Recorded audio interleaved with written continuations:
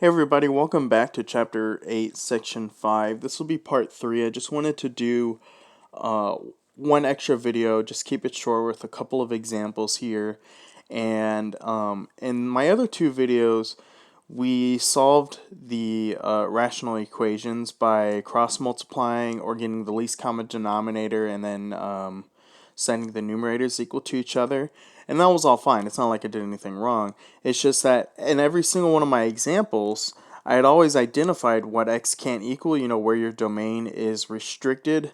It's also called a discontinuity in the graph. And basically, I identified all those discontinuities, and none of them seem to have affected my original answer. So in all these examples here, in these two examples here, we're going to identify what x can equal, our discontinuities, our domain restrictions, however you want to think about it. But when we solve and get our answer, at least one number will be part of that domain restriction. It'll be a discontinuity, so you'll have to cross that answer out. So I'm calling that, an extraneous solution. We learned about extraneous solutions like when we did absolute value problems. Okay, so just have two examples here. Let's jump in with this first example, 18 over x squared minus 3x minus 6 over x minus 3 equals 5x. 5 over x, sorry. So when I'm looking at this, I have 18 over x squared minus 3x, right? And so immediately I think, oh, I can just factor out an x because they both have an x in common. So it would look like x times x minus 3. And then from here I can see that this has an x minus 3 and that doesn't. And this has an x, but not an x minus 3, you see?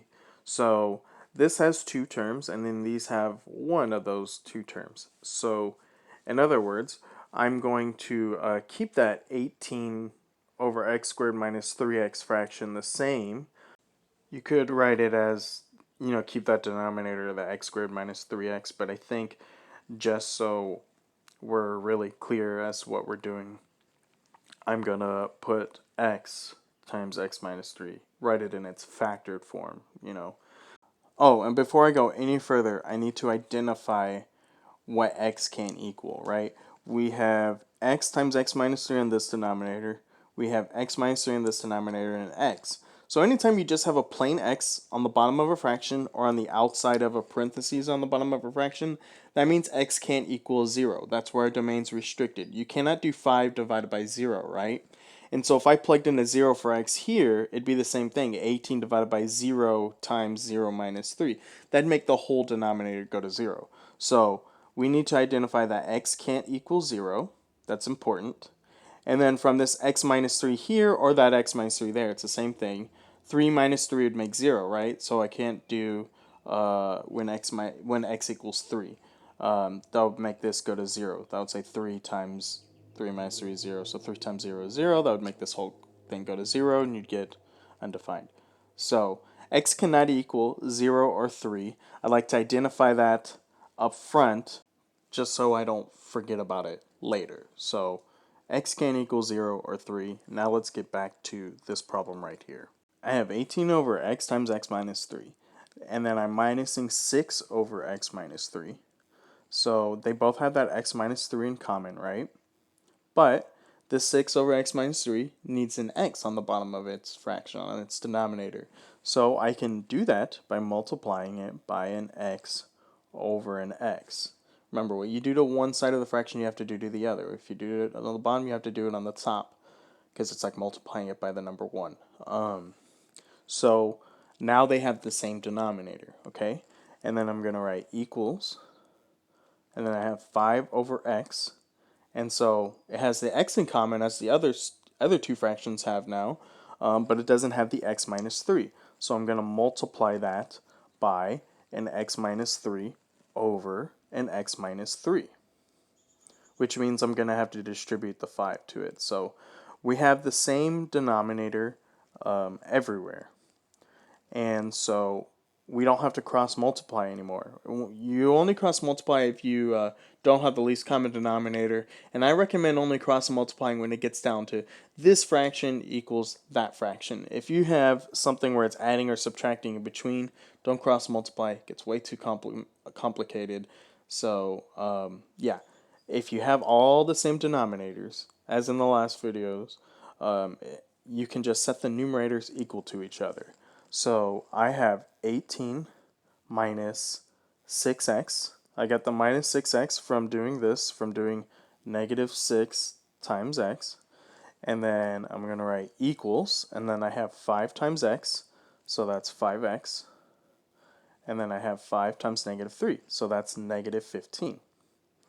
And so now it's just simply solving for x. I have an x on both sides, so I see this negative 6x, so I'll just plus it over.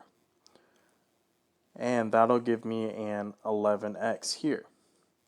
Alright, so then that means I'm going to have to add this 15 over to the other side with the 18. And 18 plus 15 is 33, so I have 33 equal to 11x. So divide both sides by 11, and 33 divided by 11 is 3. So I get x equals 3. But wait, we said earlier that x can't equal 3.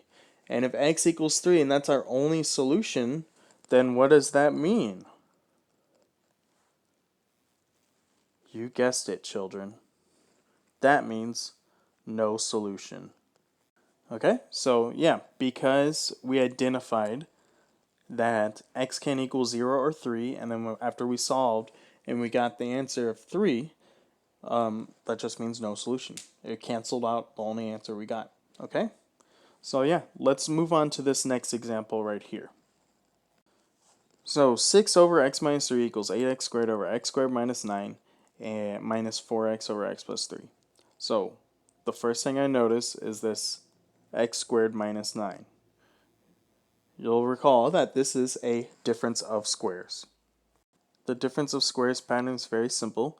Just take the square root of the first term, so the square root of x squared is x, and take the square root of the second term, square root of 9 is 3, and make one plus and one minus. You're going to write it twice, so I'll write x plus 3 and x minus 3. So now that I have that factored, look at what my other fractions have. This has an x minus 3 and this has an x plus 3, which means this fraction will need an x plus 3, so it'll have the least common denominator with this one. And then this fraction has an x plus 3, so that means it needs the x minus 3, and then they'll all have the same denominator. However, before we go any further, let's identify what x can equal. Let's identify our discontinuities, or your domain restrictions. So from this fraction right here, you can tell that x can equal negative 3, because that'd make this go to 0, and x can equal positive 3. And if you look at the other fractions, they kind of say the same thing. X can equal positive 3 in this fraction, x can equal negative 3 in this fraction. So we've identified all the discontinuities right there. X can equal negative 3 or positive 3. I just need to put the can equal sign through it. Almost forgot to do that. Okay, so now let's write out all these fractions with the least common denominator. This has an x minus 3, so it needs the x plus 3. This has an x plus 3, so it needs the x minus 3. We're going to multiply it by that term on top of it itself. Okay, so let's write that out. Okay, so I took that 6 over x minus 3, and so I multiply it by an x plus 3 over an x plus 3.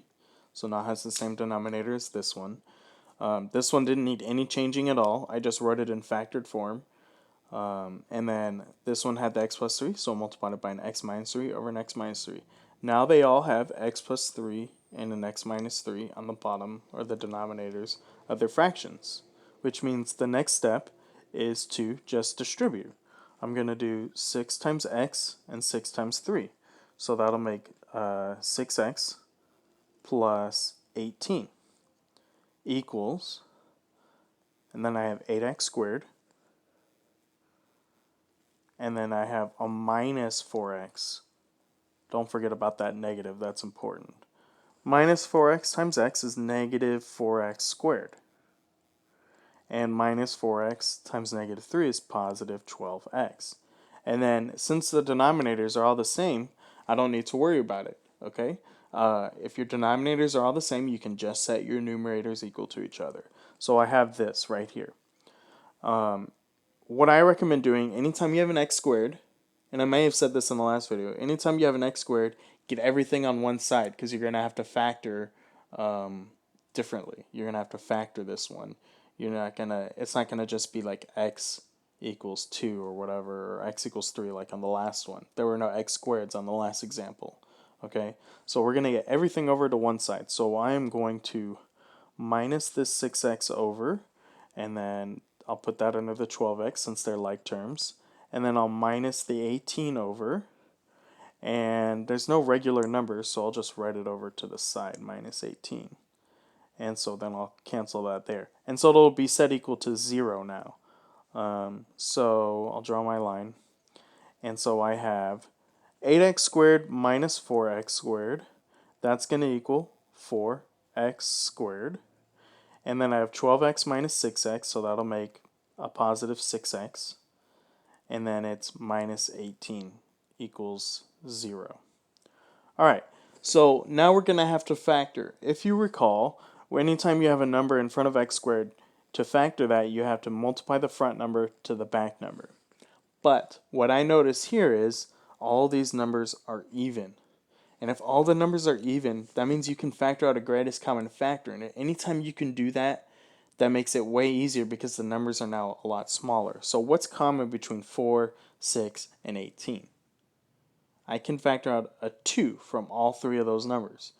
I can't factor out a 4 from 6 or 18, and so yeah, 2 is the biggest number that they have in common, the greatest common factor. So look, divide each term by 2, and just put that 2 on the outside. So that'll make this 2x squared. That'll make this 3x. And that'll make this minus 9 equals 0. See, so if you factor out a greatest common factor, just put on the outside of parentheses. It's not going to change your final answer, so to speak, of what x will equal, but it'll make it way easier to solve by hand. So yeah, if you were to multiply everything back in by 2, you'd get right back to here. So now, at this point, I like to take that front number and multiply it to the back. And so I draw my x. So what's 2 times negative 9? That's negative 18. And the middle number is 3. So what are your factors of negative 18 that add to get 3? I know 18 is 9 times 2, 18 times 1, and 6 times 3. So if I do 6 minus 3, that equals 3, right? So 6 times negative 3, that makes negative 18. 6 plus negative 3, that makes positive 3. So I have x plus 6, x minus 3 equals 0. Oh yeah, and I factored out that 2, right? From earlier, this 2. So, what did you multiply to the back? I multiplied a 2 to the back. So remember, anytime you multiply a number to the back, you have to divide it out. So, I'm going to divide both my factors by 2 here. And if the fraction simplifies, great. So I have 2 times x plus 6 over 2, that turns into x plus 3. And then I have x minus 3 over 2. That doesn't simplify. So put that number in front. 2x minus 3 equals 0. So, we don't do a whole lot of examples like this where there's a number in front of x squared, but we have done it, here and there throughout the whole year. So just something to keep in mind. Now, it's set equal to 0, right? So we're going to need to basically flip our signs. Remember, if you'll recall, I said for these, it's real easy. X plus 3 equals 0. So what number is that? Just flip the sign. X equals negative 3.